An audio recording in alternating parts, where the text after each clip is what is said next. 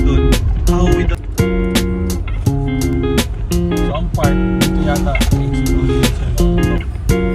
Ito yun.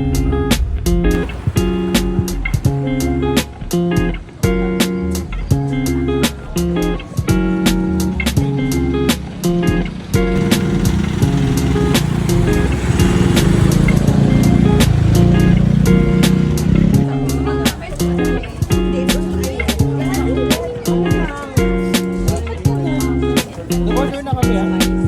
Eh, may extra pa kami bilis.